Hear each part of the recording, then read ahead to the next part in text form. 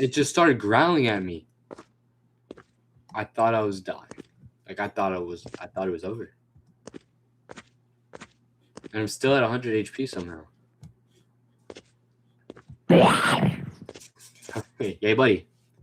I'm not afraid anymore. That's right. I'm not afraid anymore. Come here, boy. Stop messing with me.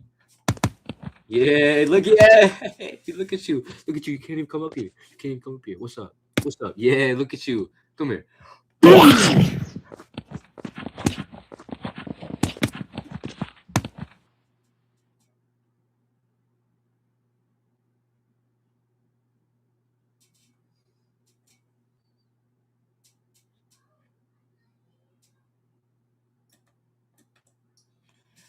Alright, bro. Oh, you just died? Yeah. No, duh. Shut up.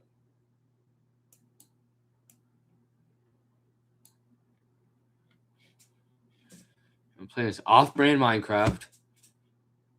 Yo, what am I doing, bro? Okay, let me find another website. Chat.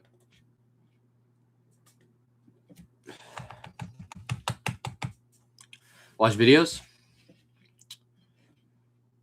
Why not? Okay. Bro. I'm not watching any scary videos. Just by the way.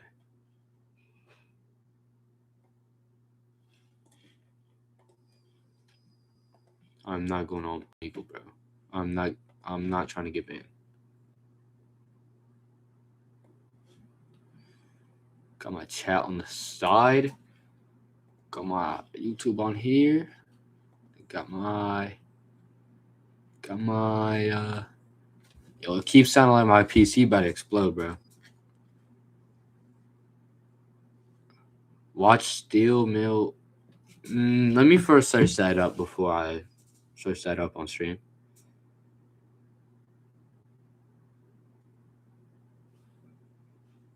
Hold on.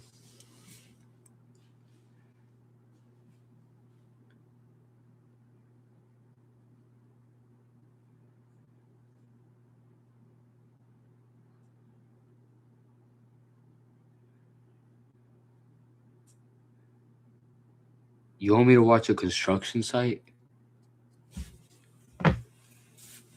I'm good, bro.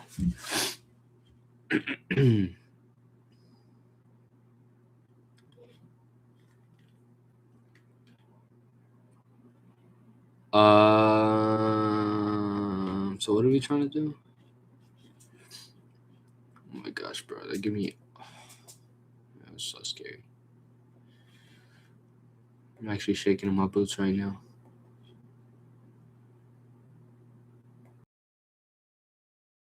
Okay, bet. True crime, here we come. Why is it cap locked? It's only doing caps? Alright, I don't know how to fix that. True crime. Wait, no, I want to watch that wolf guy. The wolf guy. This guy. This guy's true crime. Like it's like crime stuff. An hour ago. Dad abandons 4-year-old on freeway, instantly regrets it. Y'all trying to watch this one? Y'all want to watch this one?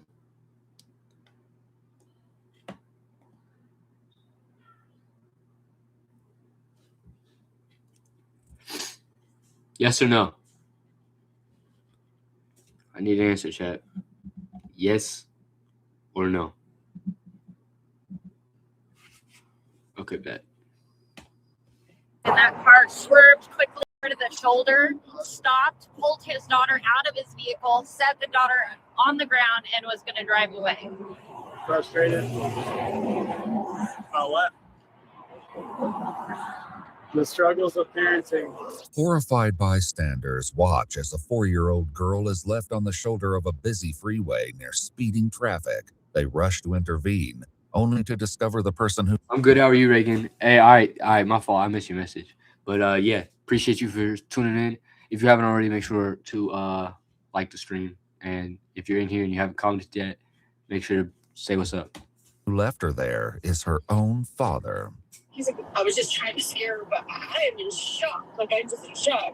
The following is based on official police records, and the footage has never been seen before until now. Please note that all persons charged with a crime are presumed innocent unless and until proven guilty in a court of law. On August 23rd, 2025, dispatchers in What's good, MTN?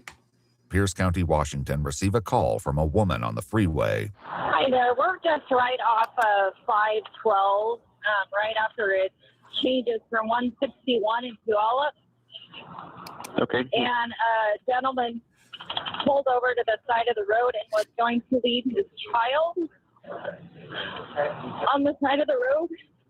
But there are several cars who pulled over and have him here, not letting him leave. Conveniently, a Washington state trooper passes the group of bystanders and stops to investigate after one of them flags him down.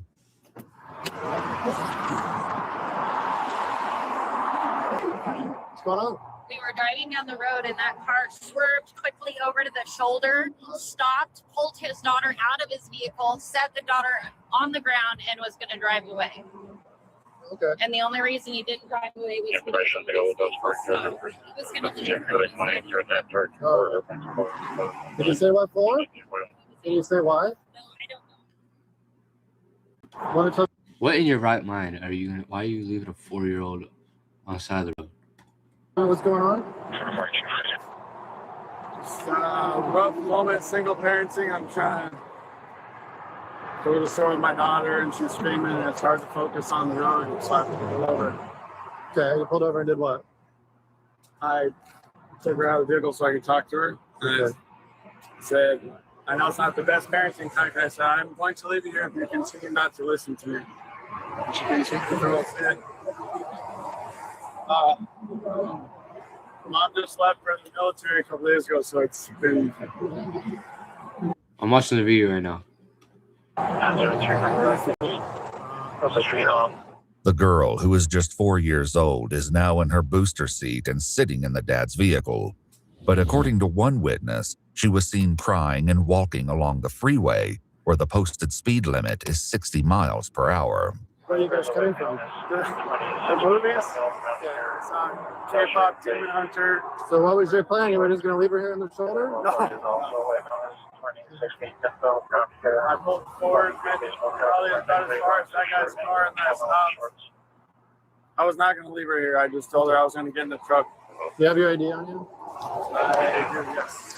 He hands over his driver's license and military ID, identifying him as 34-year-old Morgan Edward Barnes. However, Morgan's claim that he wasn't going to leave his 4-year-old daughter doesn't line up with witness accounts. So why are all these people saying that you were trying to drive off and leave your daughter here? It just happened. I got in the truck. I said, I'm going to leave. If you don't calm down and we can get on the same page so we can go to the store. She wanted to go home instead of grabbing groceries for dinner. I drove probably from there to here. When I got out and I started walking, there was already people pulling over. So was she yelling? Was she being called? Was she throwing things? What was she doing? What was the... Also, I had a previous experience when I was younger. My buddy's dad's wife died because they were arguing in the car. The kid's screaming. So I'm nervous. Things happening in the car and I get distracted. Have you had anything to drink today? No. Okay. I'm not a drinker or a drugger. The trooper heads over to the vehicle to check on the 4-year-old girl. Tell me what happened today? Nothing? Were you being ornery with your dad? Yeah. You get a little bit angry with you. Did you go to the movies? Yeah, what movie did you go see?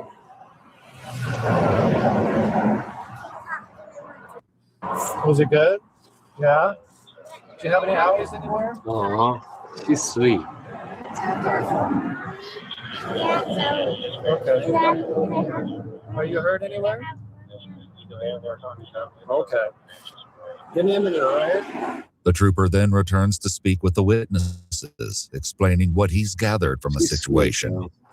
So it sounds to me like he just had it was to his wits' end with her, apparently, whatever that might mean.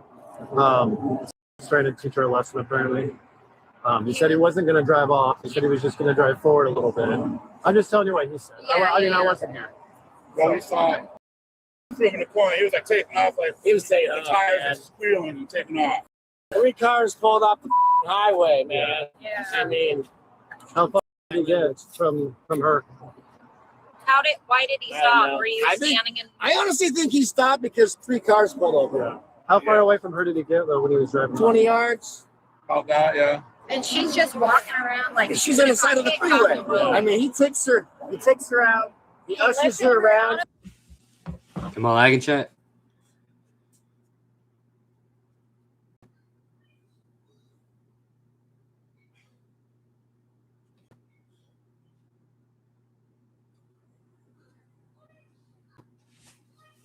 Let me check.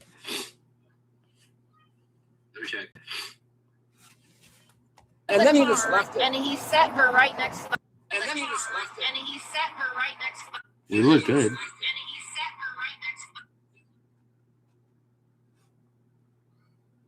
We're good on my end. You look tired? You could go to sleep. You good, bro? the highway.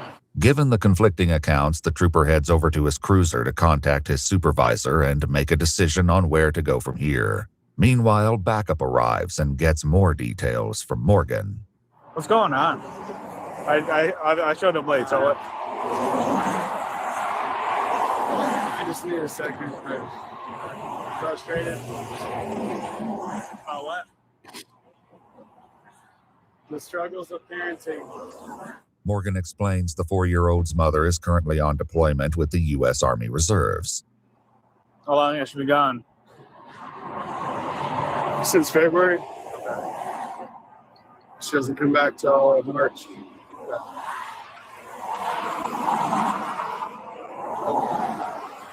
It's just one kid or how many kids you have?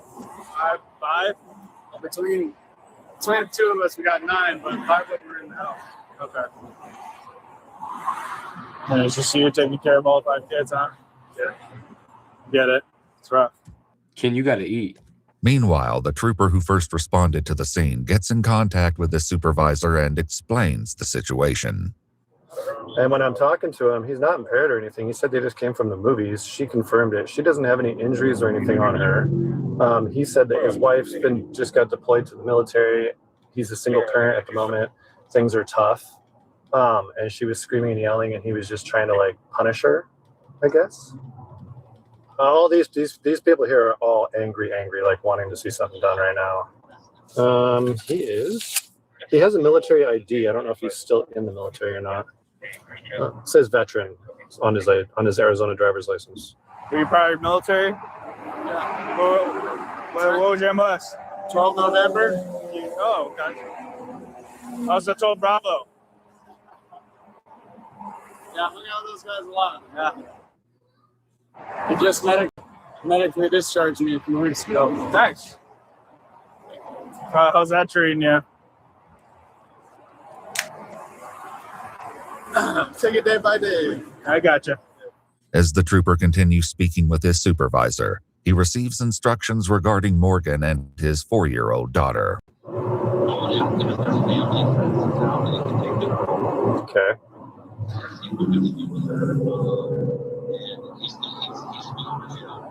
As the girl's mother is active duty military, the supervisor also asks him to get her name and rank so he can contact the provost marshal's office, the military's on-base law enforcement authority. Yeah.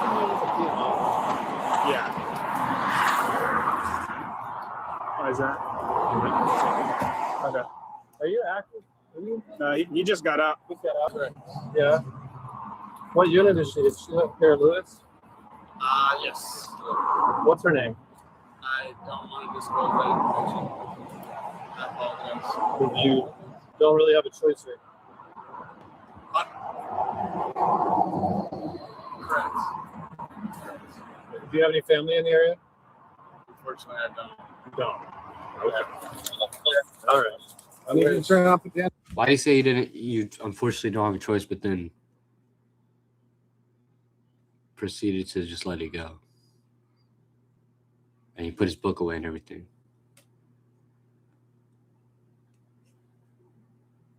Like, obviously he does have a choice because like you just said that you just showed that he didn't have to do it. Find it back when you're under arrest. Alice, can you see? All right, never mind. Yeah, let's go over here. So if you don't want to give me any information for the military, I can contact them. If you come pick up your daughter, then we have to come take you to Child Protective Services. Because you're under arrest right now for child abandonment. Morgan is led away in handcuffs, while 2 witnesses return to a vehicle and remain with the 4-year-old girl so she isn't left on her own. So like I said, you're under arrest for the child abandonment, okay? You have the right to remain silent. You have the right at this time to an attorney. Anything you say can and will be used against you in court of law. And do you understand your rights? Yes, sir. Okay, can you slide on in for me? Can you slide on in for me? Yes, sir. Sorry, I'm sorry. I'm not closing the door yet, but I need you in the car, okay? Can I talk to her real quick? Can you put, I know this sounds ridiculous. I have severe claustrophobia in the military. I'm begging you just to put my hands in front of me. I can't do that. Or no, they won't. I could do it. I'm not even closing the door yet. I need you in the car so I can talk to you, okay? Morgan is asked again if there's anyone who can pick up his daughter, and he suggests a neighbor. He then asks the trooper to retrieve his phone from the vehicle, and that's when the trooper notices a photo of the girl's mother tucked inside Morgan's wallet. Hey, she looks real familiar. I think I know her. Okay. Well, that would be great because then if we could figure out where, we could just we could get her to the post. Okay. Yeah. Something. That's what Jim was telling me to do. That's one handsome officer. No homo though. I could try to call her. I don't know if she'll pick up because they're. You have her number? Yeah. Let me try to call her. He said she just got deployed. Well, they're in. I know where they're at. They're in Texas. If they're still there. Morgan is asked one more time to give his wife's name, and he finally provides the information. What is your wife's name? Alyssa. What? Alyssa. Okay. What does she do in the Army? She's a glorified babysitter. I'm not trying to make a joke. She's a CSM. CSM? Is that what you said, CSM? Yeah. Trooper On, who recognized the girl's mother by her photo, is able to get her on the line and explain the situation. Your husband has been arrested. And it's for child abandonment. Bro, imagine being in her place. You just get a call from back home, and they're like, "Oh yeah, your husband's arrested for dropping your kid off on the side of the road and driving away." Correct. I'll probably be live for the rest of this video, and then I'll go. We had a third party witness saying that your husband was trying to abandon her on the side of the highway. Basically stressed out and taking care of the kids and stuff. I don't know if he has prior mental history or anything like that, but yeah, that's. She states that she'll contact her 25-year-old daughter, the young girl's stepsister, to come pick her up.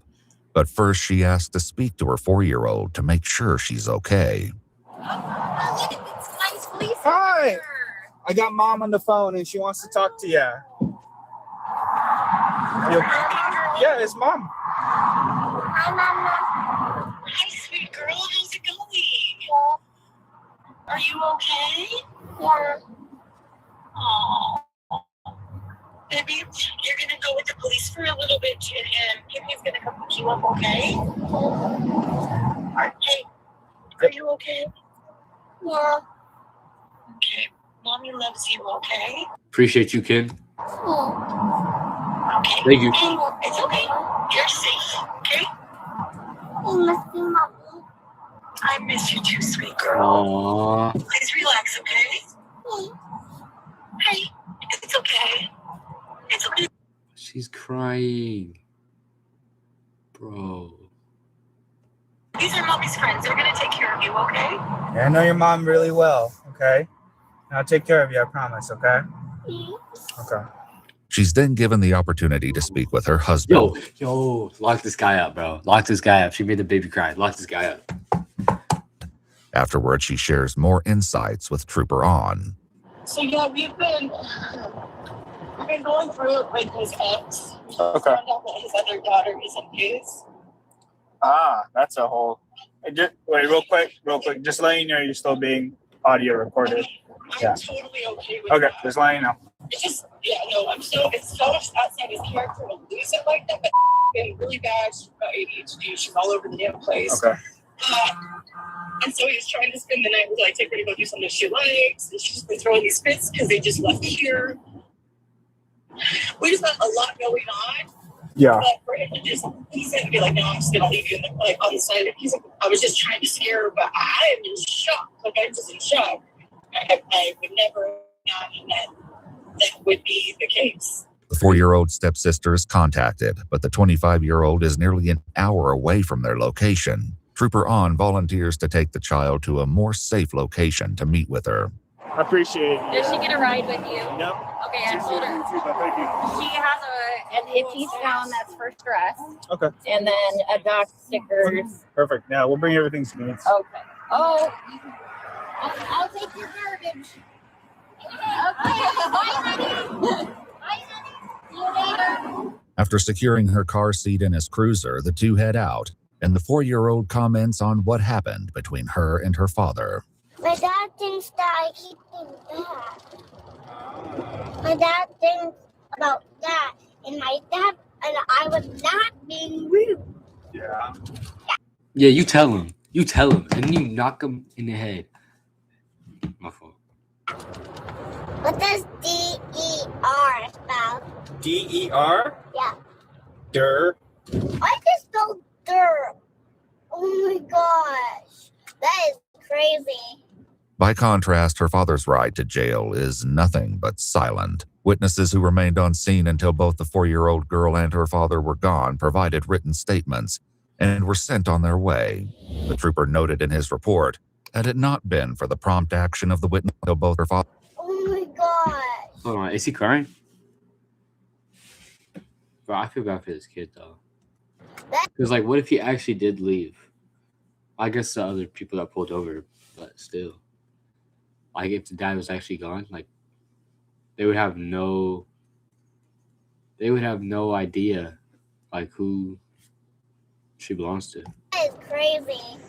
By contrast, her father's ride to jail is not silent. Witnesses who remained on scene until both the 4-year-old girl and her father were gone provided written statements and were sent on their way. The trooper noted in his report, had it not been for the prompt action of the witnesses, the child could have been seriously injured or abducted. Fortunately, she suffered no harm. Do you like my shirt? It has rings on it. Aw. You like that song? Bro, she's so cute, bro. How you gonna drop off that kid, bro? Yeah. K-pop Demon Hunters.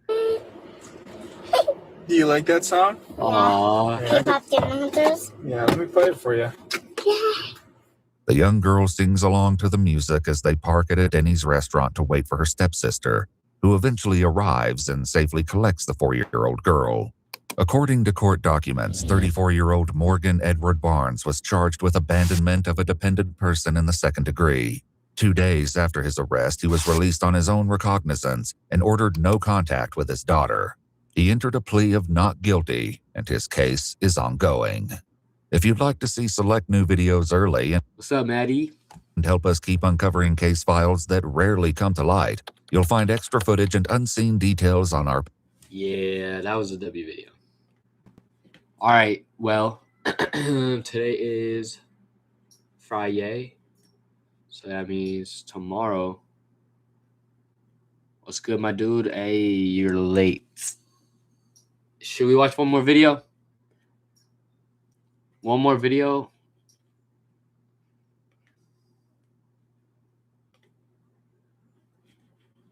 I don't know, bro. We'll do one more video. We'll do one more video, and then I'll end. Don't you got a bedtime? Aren't you employed? Loser. Aren't you employed? Yeah, exactly. Don't play with me. Anyways, I'm double employed, matter of fact. Yeah, well, guess what? I'm unemployed, buddy.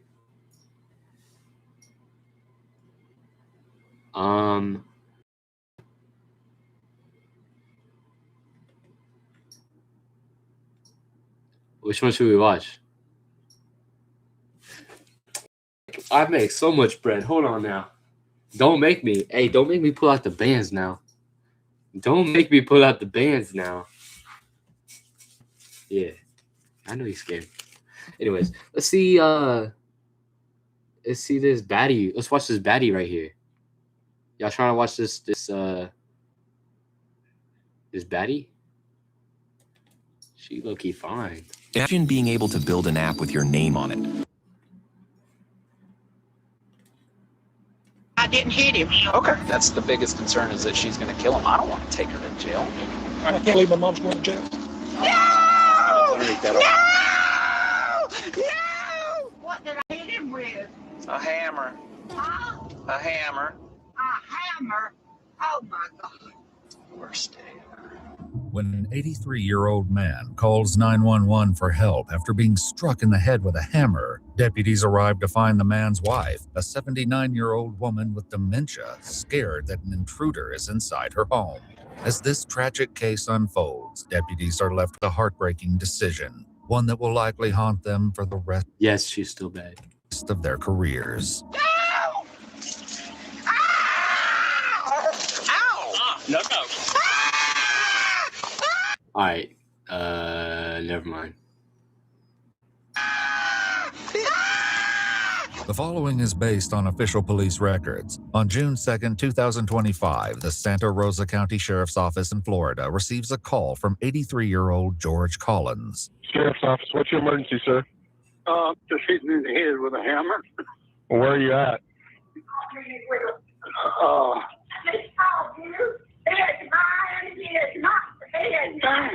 Okay, who is she? What's her name? Diane, Do you need an ambulance? yes. Okay, we're on the way. Can y'all stay separated by any chance? Yeah. I don't want her to put you in any more danger Yo, how is he laughing, bro? He's got hit in the head with a hammer. until we can get out there. A deputy soon arrives at the Collins residence. Out Diane Collins, George's 79-year-old wife. Been married for over 60 years. Well, this is for me. Okay. How'd that happen? He did on me. And Okay. you know what? I picked up something and hit him with something. Okay. And I meant to, it was him. Okay. All the way. All right. But I hit him now. 227 I don't want EMS to- can go ahead and come on. Don't.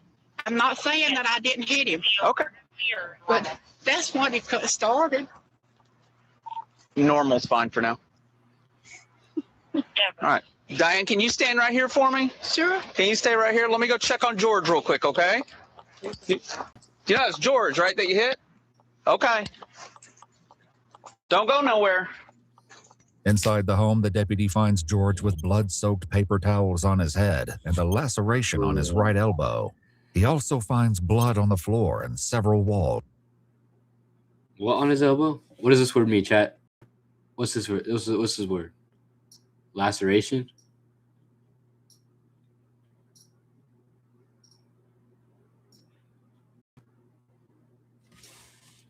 I don't know what that word. With emergency services already on the way, the deputy attempts to get the story from Diane. Oh, it's a cut. Diane, what happened? Something he does, awfully does, trying to make me just as mad. I don't know, And man. I'm not. But he just reached us and just, Yeah. How did that happen to your arm? I think it was a hammer or something like that. And Yeah. I didn't know he had something like that. And he's the meanest man I have ever seen. Well, I don't know. You've always been pretty nice to me. Yeah, it's George, right? George, my husband. Yeah, That's not him. Oh, that's George. No, Okay. I don't know who he is. Okay. I know who he comes in. never mind. Here. Okay. And knowing, but my mother, my daddy is out right now. Yo, hold on. What are you? Yes.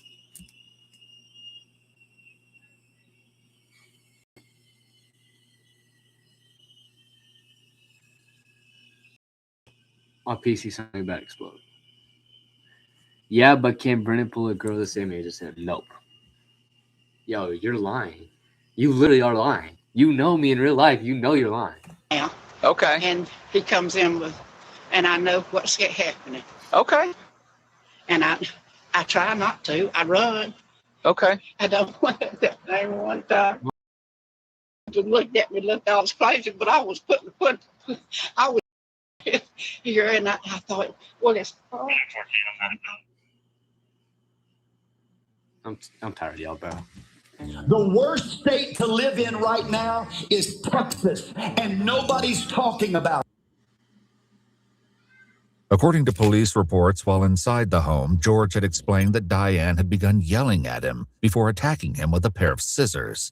Once George was able to get the scissors from her, Diane went to the garage and grabbed a hammer. George attempted to keep his distance with his walking cane, but Diane grabbed it and then swung the hammer at him, striking him in the head. He was eventually able to get the hammer from her before calling 911. So she's having one of her things. So she says, I don't know who that man is, but he came in and he had a hammer. So she's got a wound on her arm. I'm assuming that's from him trying to wrestle the frying pan away from her, but he's got a little cut in his head too. So I don't know if you want to go talk to him while I talk to her. What did I didn't need to do when he was in there and right to kill me? Okay, well, we're going to investigate it and we're going to look into it, okay? Though the deputy calls it one of her things, they know that Diane has been diagnosed with dementia. In fact, they've been to the If you haven't liked up the stream, like up the stream real quick. residence on multiple occasions prior to this. I remember y'all coming by, and y'all were so nice. And my husband was there, but he's not here today. And that old man in there is just, that's all he wants to do is kill somebody. Okay. Right. And I'm not sure that's true, but well, he's in there talking to George right now, okay? All right. He's making it up, you can guarantee you that, because he ain't said nothing to me other than hold up something on me. I run out 2 or 3 times trying to get away from him. Right. You want to go inside and get some Kleenex? Or do you want me to bring it to you? I don't know what I want to do. Will you go with me? I'll go with you. Come on. Let's go. Let's go get you some Kleenex. Y'all, she is the biggest liar that has ever lived. Okay. It isn't long before emergency services arrive. So he's got a spot top of the head. It's already dry, and then he's got some stuff, some cuts. He said they're older, but they just started bleeding again, and she's bleeding on her elbow. So they're both in shape. Both George and Diane are treated and cleared. The wound on Diane's arm is bandaged, and George has a large contusion on his head, but he declines being taken to the hospital. Almost as soon as the emergency services arrived, Diane began to struggle to recall the event. Good luck, guys. Yeah, thanks. We're not finished. We're going to hang out for a minute, George. We're trying to figure out what we're going to do, okay? Last thing we want to do is... Stay away from me.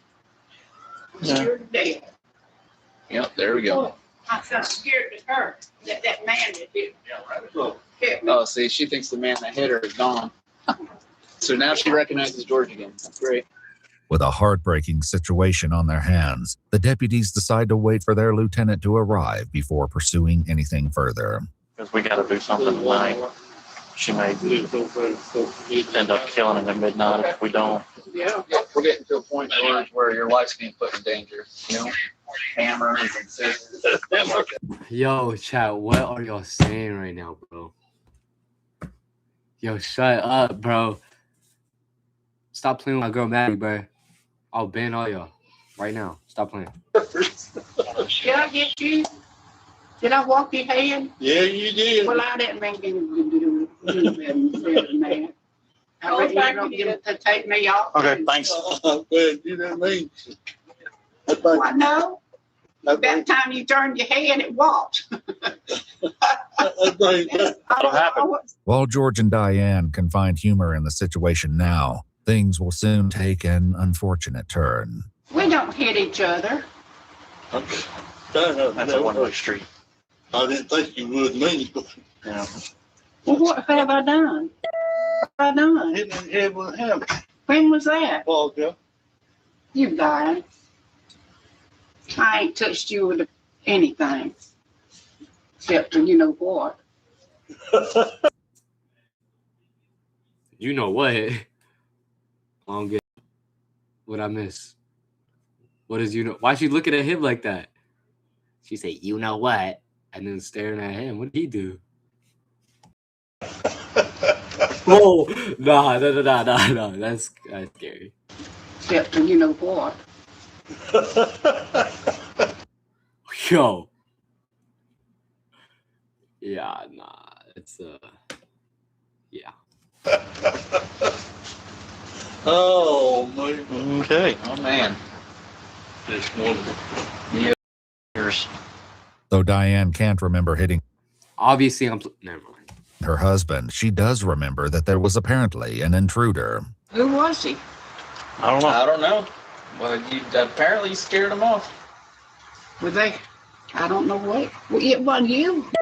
It wasn't you hollering at me, was it? Oh, Nick. Yeah. No. Well, I wasn't hollering at him. I told you don't hit me. What? Told you not to hit me. Well, a lot of people tells me that. I didn't ever do it. I mean, I didn't ever forget it. But Maddie's my best friend. The deputies didn't just call their lieutenant, but also Diane and George's son, Trent, who soon arrives at the home. He speaks with his father before coming out to discuss the situation. He said, "Trent, what do? I can't stay with him. And nobody can stay with her. Like, if she attacks him, like, I got a son, I can't have her with, what are the options?" The deputy has gathered some resources for Trent and George, including elder care. However, those options will take some time to set up. We still got to figure out what direction we're going. Cause, So, I mean, I'd hate to take her to jail. I don't want her to go to jail. What do we do? I mean, what do we do? I can't let her stay with him. She's going to kill him. that's it. She has no idea. And she gets mad at me. Like, I'm talking to Dad about his option. And she's like, "Get the out of my house. Who are you? You know, this is going on." I'm like, it's so hard to hear your mom say it. But I'm kind of past that now. So I'm like, Yeah. Dad, what do you want to do? It's your call. I'll stay here with you tonight. Whatever you want to do. And he goes, "Try that." That's so sad though. Like what do? You divorce them, but like they've been for 60 years, but just because she has dementia, like she might kill you. And so like that's just sad what it has to come to. It's like you don't really get a choice. Like it's either you die or you stay with her. You know what I mean? I don't know, bro. That sucks. Can't do anything with it. What do with it? According to the deputy, this is the 11th time in about 11 months that they've been called to the Collins house for similar incidents. Police records state that on previous occasions, Diane has believed George is an intruder and armed herself with scissors, kitchen knives, and various objects from the home. She's got no recollection. She's like, "What's that all over your pants? What's this on the floor?" If you can't deal with her, then tell us and we'll take her and we'll be done with it. That's what my dad wants. I just talked to him. I said, "Dad, I'll stay here with you." He goes, "Hell with that, Trent. No, I can't do anything with her. I've had enough." He loves her, but what does he do? He can't stay with her. I said, "Gary's not going to leave you in here with her tonight." No, I think. She's going to hit you with a hammer. Yep. "I ain't hitting no goddamn hammer. I'll hit you with a hammer. Get the hell out of my house." That's what she's telling me. It's just bad, man. Okay. I hate to say take it, but that's pretty much what he wants. All right. I can't believe my mom's going to jail. You know what we got to do? This isn't just any chat. It's ClickUp. That's so sad too. Like Ask questions and even you don't even get it. Like you didn't do this on purpose because like you didn't even know. It's crazy.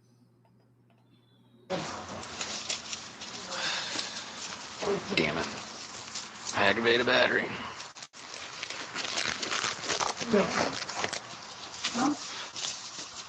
Come on out, boys. Miss Collins? He will help us out, man. I got a lot of info right here. Got a lot of info right here. Based on the circumstances, they decide to place Diane under arrest for aggravated domestic battery with a deadly weapon. While everything has been relatively calm so far, this is where things take a heart-wrenching turn. Come on. Come on, Miss Mike. Come on. You want to just go? Let's go for a ride. No! Come on.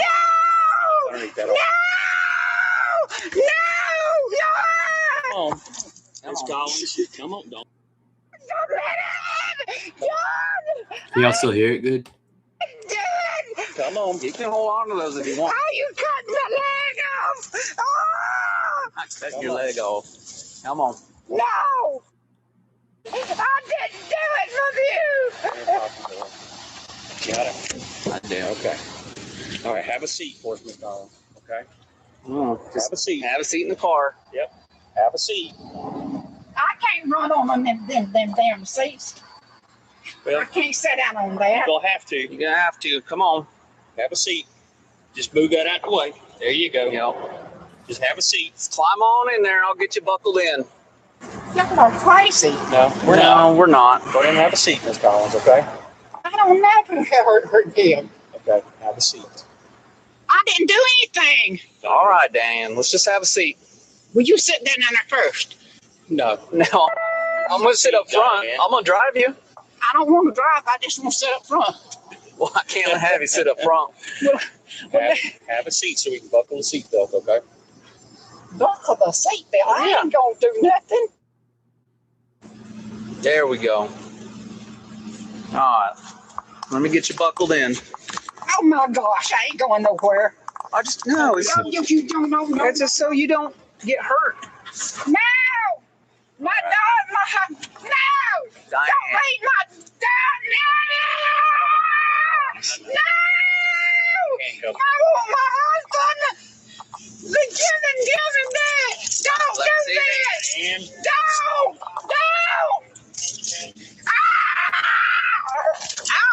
No.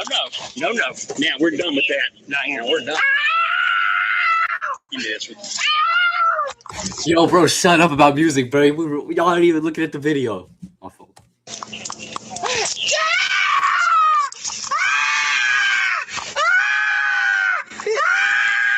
Okay.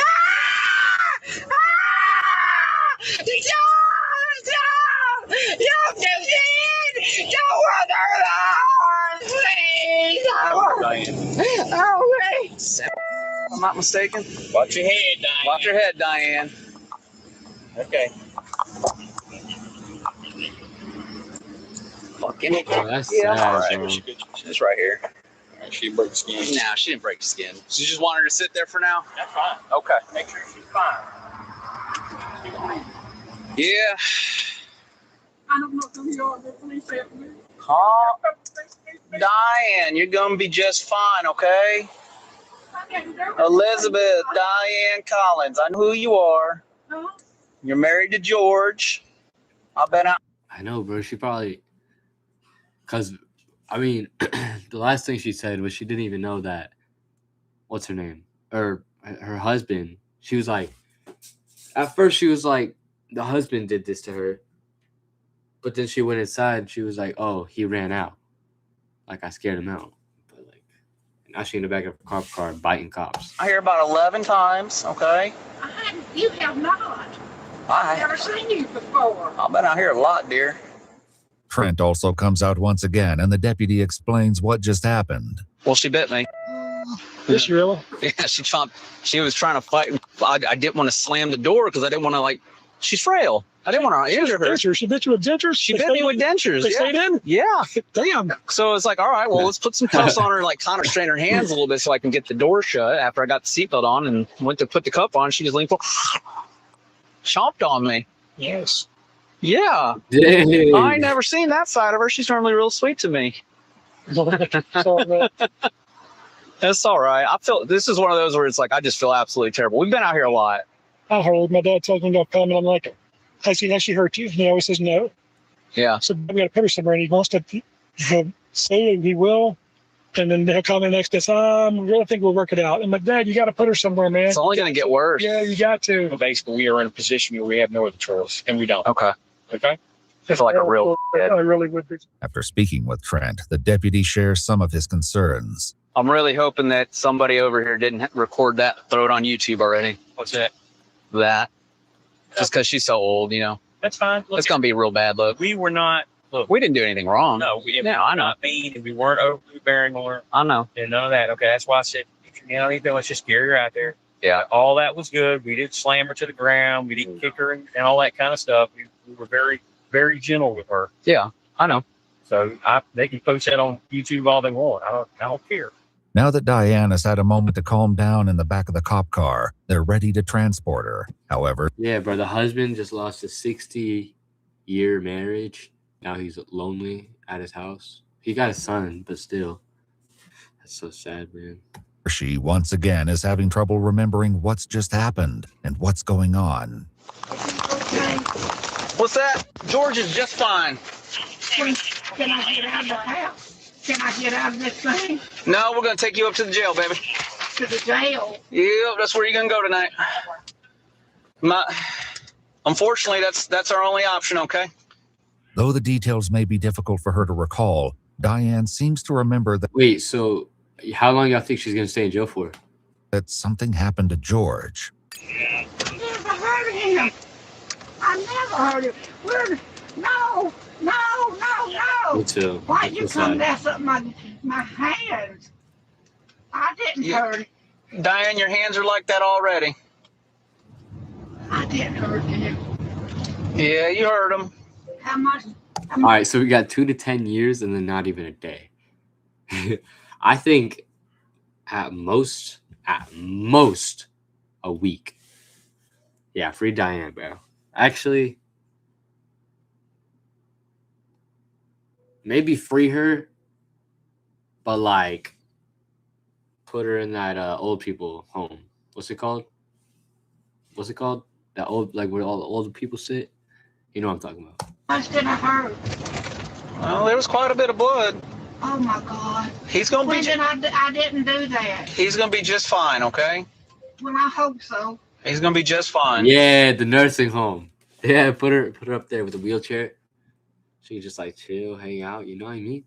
With all her friends. Hopefully, she don't bite nobody. Oh. Hit anybody in the back of the head with a flower pot or something. Oh God. That wasn't me. What did I hit him with?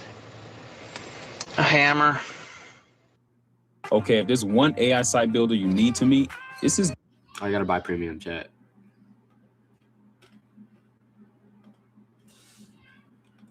What did I hit him with? A hammer. As they continue the journey to the detention facility, Diane goes through a variety of emotions. Please don't make me go up there. I'll die here. No, you won't. I will. No. I'm like this. Let me see my husband. My husband is wonderful. I know. What did I hit him with? A hammer. Huh? A hammer. A hammer? Oh my God. The deputy also works through his own emotions about the tragic situation. Worst. You gonna sleep when I get there? Yep. Oh, good. Good. Oh, Wherever I can to keep you calm.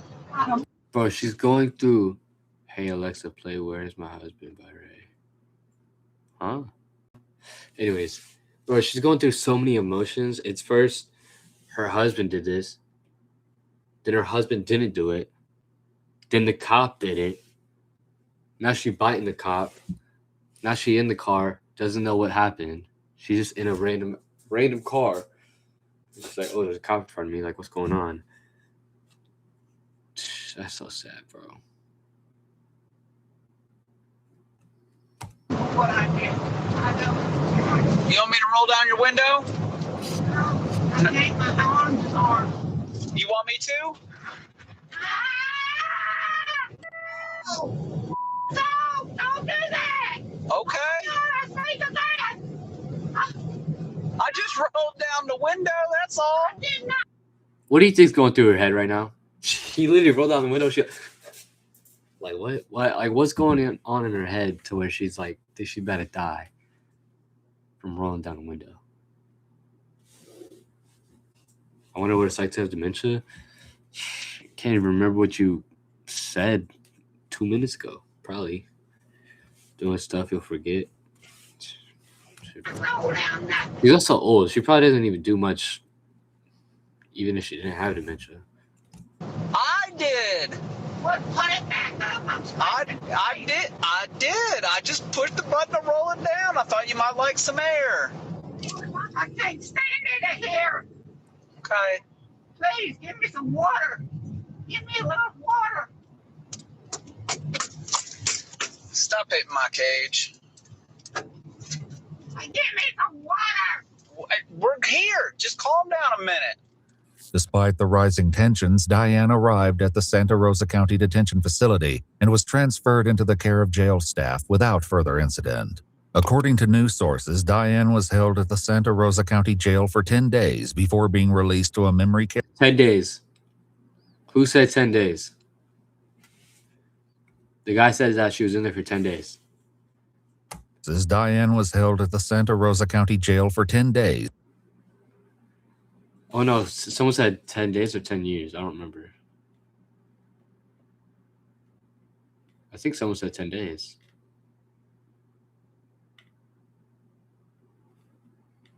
Hold on. No, I don't know. Before being released to a memory care facility in Navarre. The state chose not to prosecute her. According to an obituary, just 3 months after this tragic incident, Diane Collins passed away on September 4th, 2025.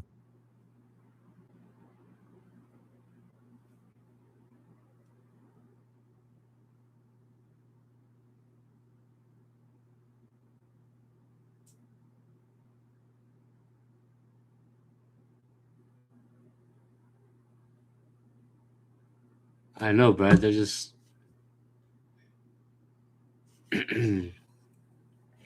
bro.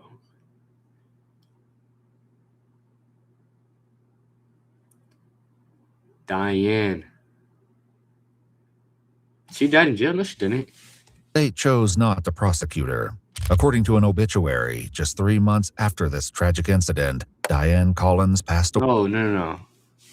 She spent 10 days in jail. And 3 months after that, she died.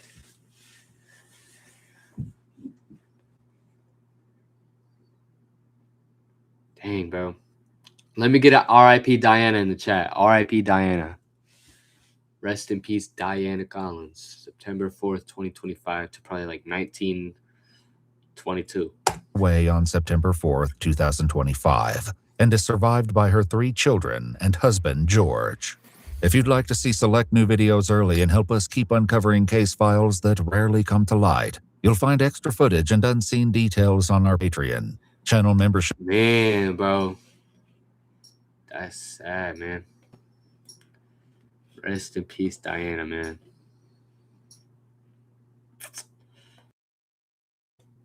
But yeah, chat. Y'all chill. I like finding music friends. Did I just make someone up?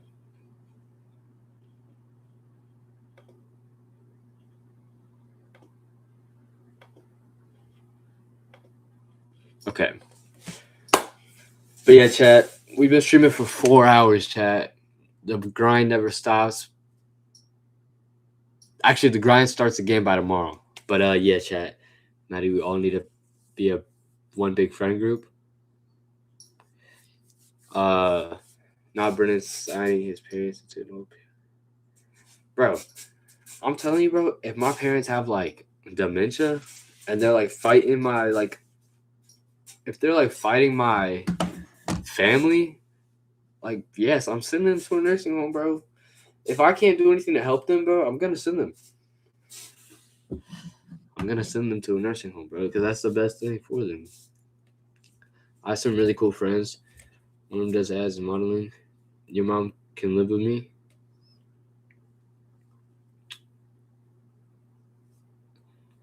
She's bad.